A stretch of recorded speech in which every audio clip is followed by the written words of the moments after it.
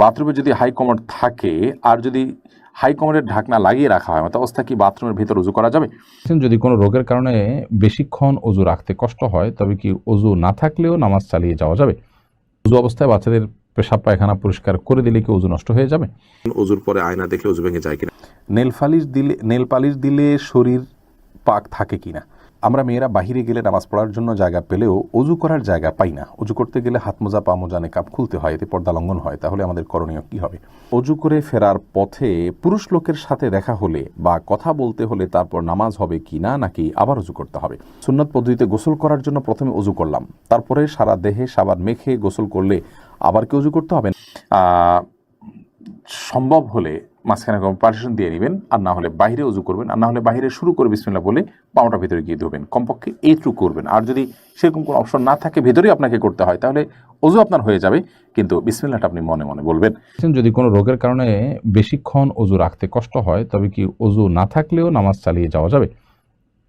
যদি 4 রাকাত নামাজও আপনি ধরে রাখতে পারেন না, 4 রাকাত নামাজও পড়তে পারেন না, অজু ছুটে যায় এর মধ্যে, তাহলে সেক্ষেত্রে ওই অবস্থায় আপনি নামাজ অব্যাহত রাখবেন যদি অজু ভেঙেও যায়, কারণ আপনি মাজুর।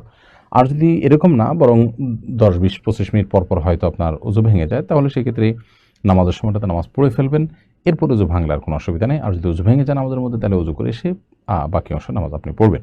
অজু অবস্থায় বাচ্চাদের পেশাব পায়খানা পরিষ্কার করে দিলে কি অজু নষ্ট হয়ে যাবে?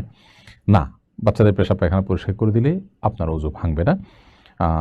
তবে যদি আপনার হাতে পেশাব পায়খানা পরিষ্কার করতে গিয়ে পেশাব পায়খানা লেগে যায়, তাহলে যে অংশে লেগেছে জাস্ট সে অংশ শুধুমাত্র আপনি ধুয়ে ফেললেন, সেটা হাত হোক, পা হোক বা কাপড় চোপড় হোক, এটুকু যথেষ্ট।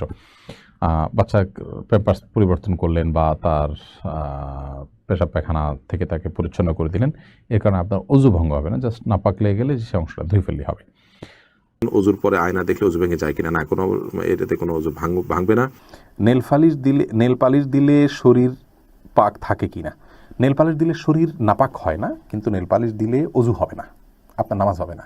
যার কারণে মেয়েরা মাসিক অবস্থায় নেল পালিশ দিতে পারেন, কিন্তু যখনই তার নামাজের অপশন চলে আসবে, সাথে সাথে নেল পালিশ পরিষ্কার করে নিতে হবে, যাতে করে অজু করতে পারেন। কারণ নেল পালিশ দিলে আলাদা স্তর হয়ে যায়, আপনার অজু হবে না।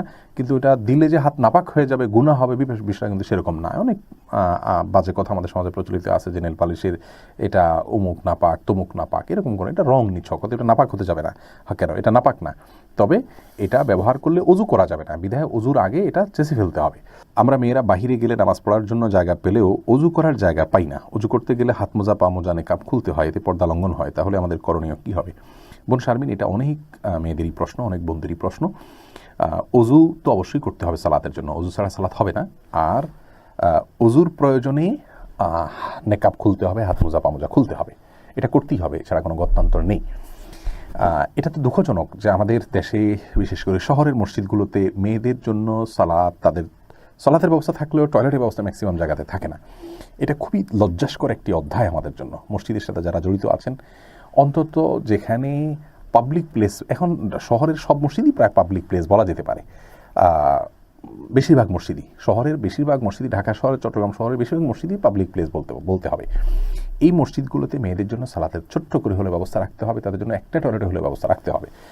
যাই হোক, তো যদি কোথাও ব্যবস্থা না থাকে অজুর জন্য আলাদা, প্রয়োজনে কোনো একটা অজুখানার একেবারে কোনায় যে টেপটা আছে সেটাতে চলে যাবেন এবং অ্যাঙ্গেল করে বসে আপনি অজু করে নেবেন।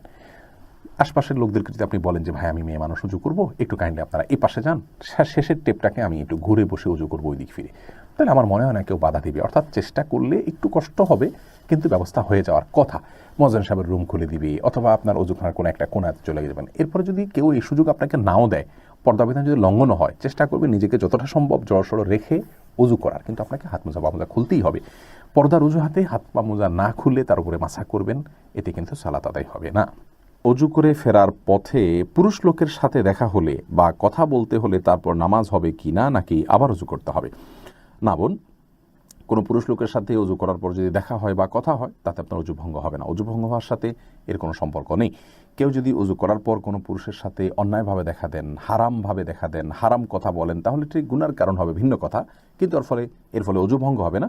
অজু ভঙ্গ হওয়ার সাথে অজু ভঙ্গকারী বিষয়গুলোর সম্পর্ক, যেমন অপবিত্র কোনো কিছু শরীর থেকে বের হলো কিনা, ঘুমালেন কিনা, অজু ভঙ্গের কোনো কারণ পাওয়া গেল কিনা, এর সাথে হলো অজু ভঙ্গের সম্পর্ক।